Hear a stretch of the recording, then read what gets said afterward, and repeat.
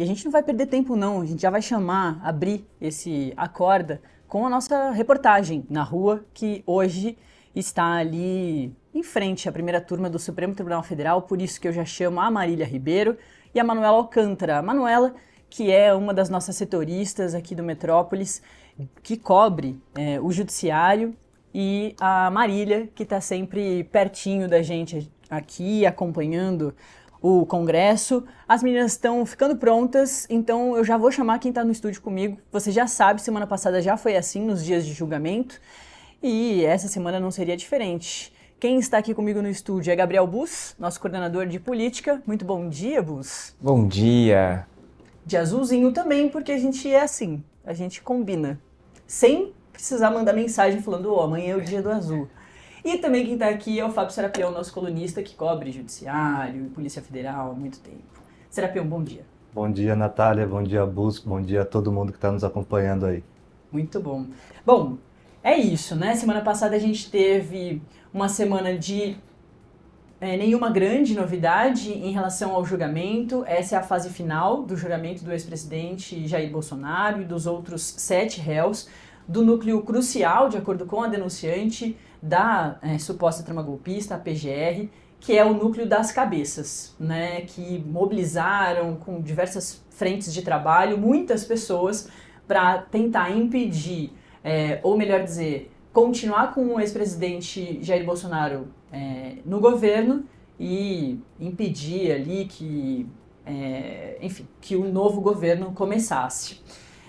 Então, semana passada não tivemos muitas novidades porque foi uma semana de resumão do caso, né? O ministro Alexandre de Moraes abriu lá na terça-feira, dando esse resumo do caso, depois veio PGR, resumindo o que já tinha entregue nas alegações finais e todas as defesas também reforçando ali, resumindo. Eu acho que o que dá pra gente destacar, meninos, já pra gente abrir para pensar sobre o que vai acontecer nessa semana, e essa semana teremos novidades, porque são os ministros votando, é que na semana passada a gente teve algumas poucas defesas tentando afastar os seus clientes de Jair Bolsonaro, como foi o caso da defesa do general Augusto Heleno, e também tivemos general, que é o caso do Paulo Sérgio Nogueira, dizendo a defesa dele que o general tinha um trabalho incessante ali de demover o ex-presidente da República de embarcar no golpe de Estado, né, que, de acordo com a PGR, estava sendo ali planejado. Esses são os meus destaques. Queria que o Serapião fizesse um primeiro destaque e o Bus também. Natália, eu acho que a semana passada, como você disse, a gente teve as defesas, né? Eu acho que esse primeiro voto, acho que vai ser bem interessante hoje como o ministro Alexandre de Moraes vai rebater essas defesas, né?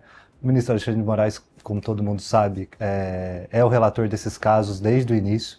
Ele conhece como ninguém tudo que tem no processo, tudo que a Polícia Federal amealhou de prova, tudo que a Procuradoria-Geral utilizou dessas provas para fazer a sua denúncia. E nas sessões da semana passada, ele estava ali ouvindo as defesas, ele sempre muito atento ao caso ali, ouvindo as defesas, anotando ali o que elas estavam pontuando. E eu acho que esse voto dele, além de fazer, como ele sempre faz ali, uma primeira apresentação do que são esses inquéritos que estão sob relatoria dele, essas investigações que estão sob relatoria dele, o que é a milícia digital, como esse pessoal atuava, vim narrando ali desde a live de 29 de julho de 21, enfim, eleição, PRF, as tratativas de golpe depois. Enquanto ele faz isso, eu acho que ele vai pontuando ali e rebatendo tudo que as defesas alegaram para tentar, de alguma forma, tirar os seus clientes ali da mira de uma condenação ou, ao menos, diminuir essas penas, né? Eu acho que a grande surpresa e a grande novidade desses dias realmente são as penas, né? A gente, como a gente tem dito, a gente conhece esse caso há muito tempo, todo mundo já acompanha esse caso. Acho que a população brasileira já sabe muito sobre isso, tem todos os detalhes, todas as peças, a acusação, o relatório da Polícia Federal, a aceitação da denúncia, tudo isso é público, né? Foi público. Então eu acho que não tem mais muita novidade para se aparecer em relação a fatos. Tudo que tem ali tem que estar na denúncia da Procuradoria-Geral. Acho que agora é a gente entender qual é o raciocínio dos ministros, em especial o relator, o ministro Alexandre de Moraes, qual é o raciocínio dele em relação ao que disse a acusação e ao que disse as defesas, né? Na semana passada, como você falou, algumas defesas tentaram afastar os clientes do ex-presidente Jair Bolsonaro, outras negaram qualquer tipo de participação ali, algumas foram até um pouco além, como a do ex-ministro da Defesa, Paulo Sérgio, e além de negar sua participação, colocou ainda como uma pessoa que estava tentando demover o ex-presidente Jair Bolsonaro naquela época, de entrar nessa questão de golpe, de tentar tomar uma atitude fora da Constituição. Então eu acho que o interessante vai ser como o ministro Alexandre de Moraes vai rebater cada ponto das defesas e se ele vai concordar com algum dos pontos. E eu acho que vai ser interessante por isso, né? A gente tem visto na aceitação da denúncia, ele fez um voto ali de cerca de 2 horas, o ministro Alexandre de Moraes, em que ele já meio que sinalizava qual é o entendimento dele, né? Nas próprias decisões, quando a investigação ainda estava em andamento, ele já deixava muito claro qual era o entendimento. Em entrevistas, enfim, o ministro já falou muito sobre isso, então acho que está bem clara a posição dele. Eu acho que a novidade é a gente ver quais são os argumentos mais finos ali que ele vai utilizar para rebater cada ponto da defesa, né? Das defesas. Eu acho que as defesas na semana passada fizeram um trabalho interessante ali, ponto a ponto, de tentar rebater alguns detalhes ali que são mais frágeis na acusação, né? E tem alguns que são mais frágeis mesmo. Então eu acho que o interessante é ver como o ministro vai rebater isso, porque acho que ele vai ser ali a régua para os outros votos, né? Querendo ou não, todos os ministros ali, mesmo aqueles que podem divergir um pouco do relator, sabem que ele tem um conhecimento muito amplo do caso. Ele é uma pessoa, todo mundo comenta, uma pessoa que se dedica muito a esse caso, a todos os outros casos, mas nesse caso especificamente, ele tem na ponta da língua tudo o que aconteceu, todos os pontos da investigação, então acho que vai ser interessante isso. E, obviamente, o que todo mundo espera ali é saber qual vai ser a pena que ele vai aplicar para todos os réus, né? Havia até algumas pessoas que não sabem se ele vai colocar isso já no voto, mas se ele seguir o modelo que ele segue em todos os outros julgamentos, principalmente no 8 de janeiro ali, que é uma base que a gente tem, ele vem ali, faz um resumo do que tem, aponta os crimes e no final coloca a pena para cada um dos crimes que a pessoa é acusada. Então é isso que a gente espera no voto dele, e aí essa expectativa para ver qual vai ser a pena que ele vai apontar no voto dele, que eu também acho que vai ser uma pena ali que vai balizar dos outros ministros, Natália. Perfeito, Serapião. O Buz, antes de te chamar as meninas na rua, porque a Manuela Alcântara tem que sair correndo para pegar o lugarzinho dela dentro do plenário lá da primeira turma, então já vamos para a rua. Marília Ribeiro e Manuela Alcântara, bom dia, viu? Um prazer ter vocês aqui nessa cobertura especial de Metrópolis. Amigo, Deus tem que assistir.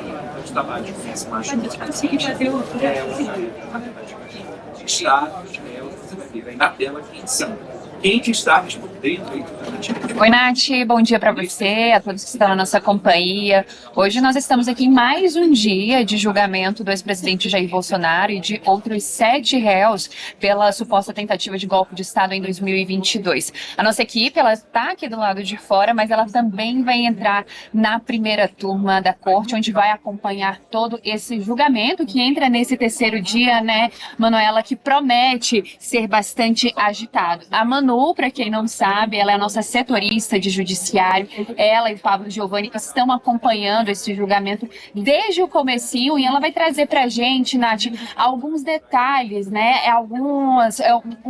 Os principais destaques que nós tivemos na semana passada e o que nós podemos esperar nessa próxima semana, que começa nessa terça-feira de julgamento. Nós temos um material que a Manu deixou preparado e vamos acompanhar agora.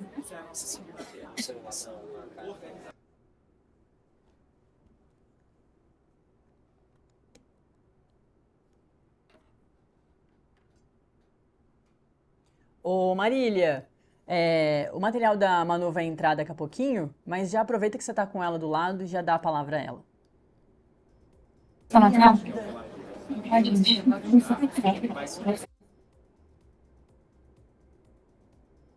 A gente está com um delay grande, olha lá.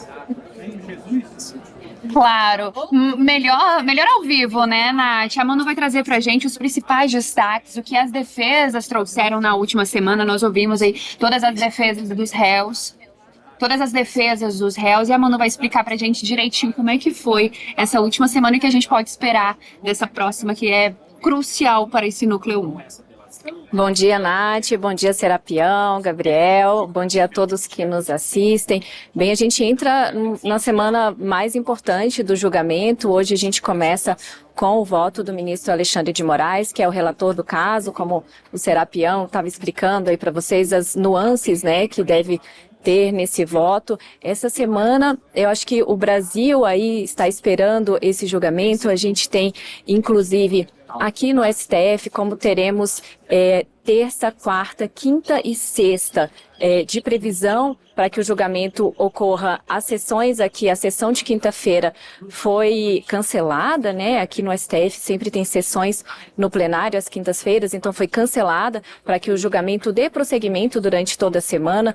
Na Câmara dos Deputados também, o presidente Hugo Mota colocou a sessão ali de forma remota para que não haja tumulto, né? Para que eles possam analisar casos mais mornos, né? Para que possa ser acompanhado o julgamento aqui no Supremo Tribunal Federal. O ministro Alexandre de Moraes começa hoje com o voto dele, como o Serapião havia falado para vocês. Ele deve fazer aí um preâmbulo, né? Deve explicar o que é o caso. Quando ele lê o relatório, ele fez uma coisa inédita aqui. Ele falou um pouco sobre essa repercussão internacional do julgamento. Ele colocou todas essas repercussões, né? E falou muito sobre essa questão de que quem é culpado será responsabilizado. E diante de todas as provas aqui apontadas pela polícia, pela PGR, ele falou também que quem não tem prova suficiente será absolvido. Então, hoje, o que vai ser o mais importante é a questão das penas. Os 8 réus aqui nessa ação penal, que é considerado o núcleo crucial, eles respondem a 5 crimes, exceto o deputado federal Alexandre Ramagem. Ele responde só a 3 crimes, porque 2 crimes ali foram considerados que ele teria que responder, foi depois da diplomação dele, então ele responde se não tiver mandato. Então, eles respondem a 5 crimes, Nath, e aí o que vai variar aqui? Eu vou ler os crimes para vocês, que é de organização criminosa armada, tentativa de abolição violenta do Estado Democrático de Direito, dano qualificado pela violência e grave ameaça contra o patrimônio e deterioração do patrimônio tombado. O que vai variar aqui, Nath? A PGR acusa Jair Bolsonaro de ser o líder dessa organização criminosa. Então, aqui, pela legislação, há um agravante, né, de liderança. Embora não tenha pena prevista já, olha, por ter um agravante são 10 anos a mais, são 5 anos a mais, não existe isso na legislação. Então, por organização criminosa armada, no caso de Bolsonaro, ele vai ter esse agravante pela liderança, e nos outros também, tentativa de abolição violenta ao Estado Democrático de Direito, golpe de Estado. O ministro deve trazer aí alguns agravantes ou atenuantes para os 8 réus. A gente espera um voto bem duro do ministro Alexandre de Moraes. Ele que acompanha esse caso desde sempre aqui no 8 de janeiro, aqui no Supremo Tribunal Federal. Foi uma cena de devastação. O Supremo ficou destruído, teve vidros quebrados, né? A nossa sala da imprensa aqui no Supremo Tribunal Federal foi devastada, as pessoas, né, fizeram ali algumas necessidades na mesa, enfim, o cenário aqui era de devastação e todos os ministros estavam aqui, foi na gestão da ministra Rosa Weber. Eles estavam aqui nesse dia em que o cenário era muito devastador mesmo. Então, como eles acompanham isso desde do dia 1, acredito que o ministro vai trazer isso quando quando aceitou a denúncia aqui da PGR no Supremo Tribunal Federal na primeira turma já. O ministro trouxe um vídeo de todos os fatos que antecederam ali o 8 de janeiro e também do 8 de janeiro. Ele colocou ali a questão do George Washington, que tentou colocar uma bomba no aeroporto aqui de Brasília para provocar mesmo essa quebra de normalidade institucional, o que acabaria ensejando uma GLO, que é justamente esse documento que é aí questionado por todas as defesas, né, que seriam os considerandos apontados por Mauro Cid, que é o delator.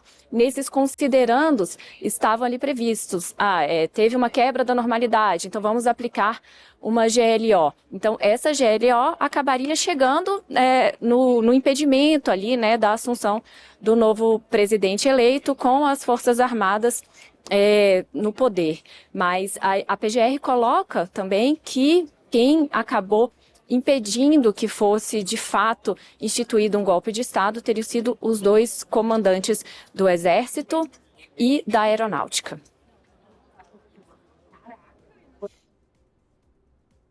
Manu, já vou te liberar, porque eu sei que você tem que sair correndo lá para dentro da primeira turma e garantir o seu lugarzinho. Então, uma ótima cobertura para nós, principalmente para você que vai estar lá observando tudo de perto. E mais tarde, claro, a gente volta a conversar, mas também ao longo dessa transmissão a gente vai dando conta aqui de ler as matérias que você vai bater aí junto com seus colegas que estarão lá dentro, Pablo Giovanni e acho que o Augusto Limão também, né? Valeu, um ótimo trabalho para você, Manu.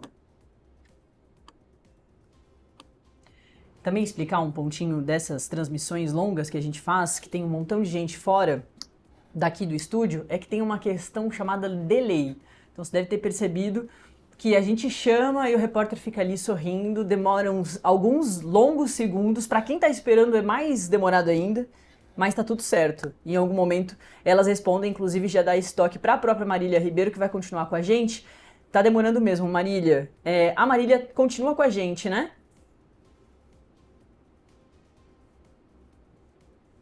Bom, daqui a pouco eu chamo de novo a Marília, mas ela tá junto com a gente, vai ficar junto com a gente o tempo todo. Marília que vai ficar ali também acompanhando todo mundo que chega, as defesas que vão chegando e vão conversando ali com a imprensa.